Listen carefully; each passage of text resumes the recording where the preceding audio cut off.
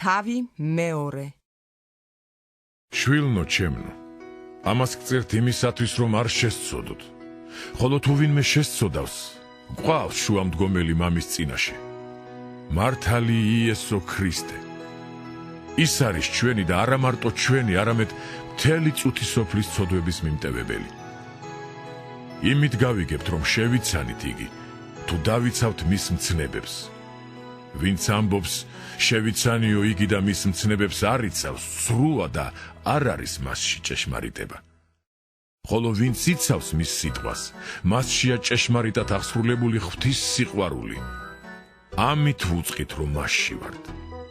ვინც ამბობს, რომ მასში რჩება, ისევე უნდა მოიქცეს, როგორც ის იქცეოდა.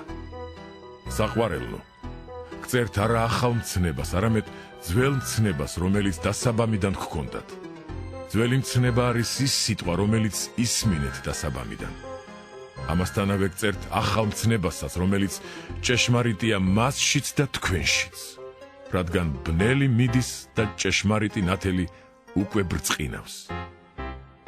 ვინც ამბობს, რომ ნათელშია, თავისი ძმა კი სძულს, იგი კვლავ ბნელში იმყოფება. ვისაც თავისი ძმა უყვარს, იგი ნათელში რჩება და საცდური არ არის მასში. ის კი ვისაც თავისი ძმა სძულს, ბნელში იმყოფება და ბნელში დადის და არ იცის საით მიდის, ვინაიდან სიბნელემ დაუბრმავა თვალები. თქვენ გწერთ, შვილნო, რადგან მოგეტევათ ცოდვები მისი სახელის გულისთვის. თქვენ გწერთ, მამანო, რადგან შეიცანით ის, რომელიც დასაბამიდანვეა. თქვენ გწერთ, ჭაბუკნო, რადგან ძლიეთ ბოროტს. მე მოგწერეთ თქვენ, ყრმანო, რადგან შეიცანით, მამა, მოგწერეთ თქვენ, მამანო, რადგან თქვენ შეიცანით ის, ვინც დასაბამიდანვეა.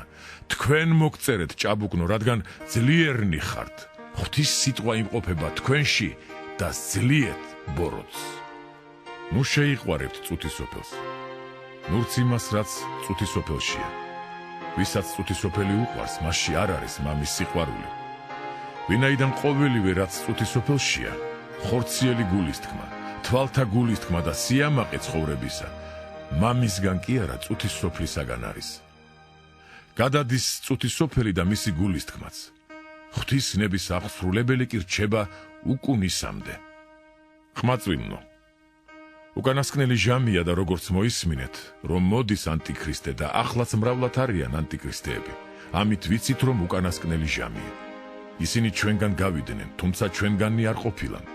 ვინაიდან ჩვენგანი რომ ყოფილიყვნენ, ჩვენთანვე დარჩებოდნენ, მაგრამ ამით გახდა ცხადი, რომ ყველანი როდი არიან ჩვენგანი. თქვენ კი ცხებულება გაქვთ წმიდის მიერ და იცით ყველაფერი. იმიტომ კი არ მოგწერეთ, რომ ჭეშმარიტება არ იცოდით, არამედ იმიტომ, რომ იცით იგი და ისიც, რომ ჭეშმარიტებისგან არავითარი სიცრუე არ არის. ვინ არის ცრუ? თუ არა იგი, ვინც უარყოფს, რომ იესო არის ქრისტე.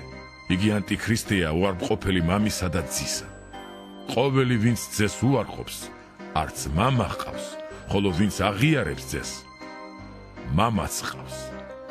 ამრიგად რჩებოდეს თქვენში, რაც მოისმინეთ დასაბამიდან და თუ დარჩება თქვენში, რაც დასაბამიდან მოისმინეთ, თქვენც დარჩებით ძეში და მამაში. ხოლო აღთქმა, რომელიც მან აღგვითქვა, საუკუნო სიცოცხლეა. ეს მოგწერეთ თქვენს მაცდუნებელთა შესახებ, ხოლო ცხებულება, რომელიც თქვენ მიიღეთ მისგან, თქვენშია და არავისგან სწავლა არ დაგჭირდებათ, არამედ მისი ცხებულება გასწავლით ყველაფერს და ის არის ჭეშმარიტი და უტყუარი, რაცაც ის გასწავლით. მასში დარჩით. აბა შვილებო, დარჩით მასში, რათა როცა იგი გამოცხადდება, გქონდეს გაბედულება და არ შევწყვეთ მის წინაშე მისი მოსვლისას. თუ იცით, რომ ის მართალია, ისიც იცოდეთ, რომ ყოველი სიმართლის მოქმედი მისგან არის შობილი.